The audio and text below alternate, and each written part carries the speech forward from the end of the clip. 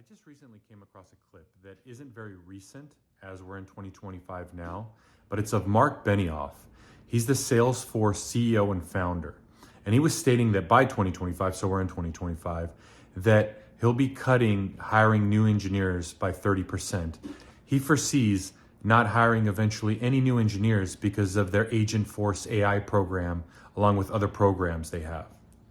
And this actually reminded me of an old African-American folklore tale of John Henry, the steel driver that worked for the railroad. He was the best steel road driver in the United States. He can outwork anyone. And this was taking place during the Industrial Revolution. And essentially, it was kind of a metaphor, right? Because part of it was that no matter what African Americans did, at the cost of their own life, they would just be fundamentally economically catching up to their white counterparts because of the way the structure of society was set up. Because I don't know if you remember the ending of the story, if you even know the story, but John Henry actually defeats the creation of the Industrial Revolution, the machine that he was competing against, but he actually dies of exhaustion right afterwards. So there was that conflict that happened there, right? It was also kind of a metaphor for the American people that didn't know what they were going to do with themselves and were in fear of machines replacing them within their occupations and the jobs they were doing. And that sounds absolutely what we're dealing with today, the threat of AI.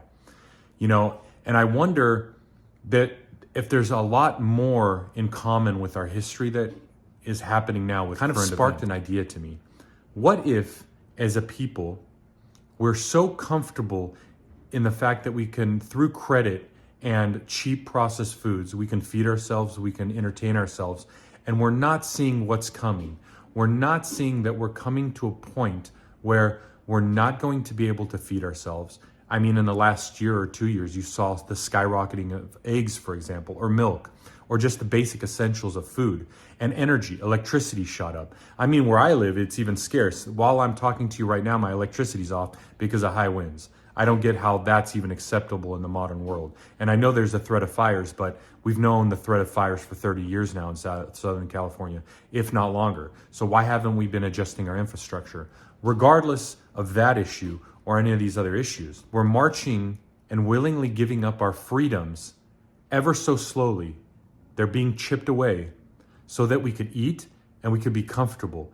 And we look for our government for solutions. We think that our government's going to be our savior, and we're giving up all these rights. And you go, oh, what rights are we giving up? Well, I don't know if you remember COVID, but during COVID, we had that whole issue of infringing on the rights of people wanting to and not wanting to share their medical records because of reasons, right? Which I'm not going to mention, because every time I mention that whole jab thing, I get my video taken down. So I'm not even going to mess with that because you can't even discuss it in open thought.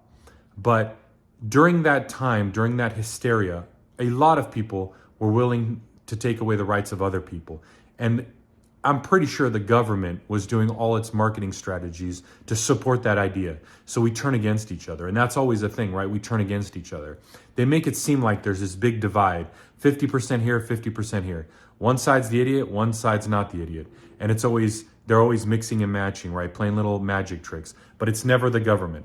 But anyways, back to the thought. The thought is, we are giving up our rights ever so slowly, all in the name of comfort and fear. And unless we get a grasp on our foundation and reality again, there will be a time where we give up so much that nothing's going to help us, not even ourselves. We're going to get so far away from our food source, so far away from our humanity, and so far away from our neighbors that whoever is running the show at the top of the food chain will do whatever they want with us, and it'll be too late by then. And unfortunately, the only way to fix it at that point will be to crumble the whole system.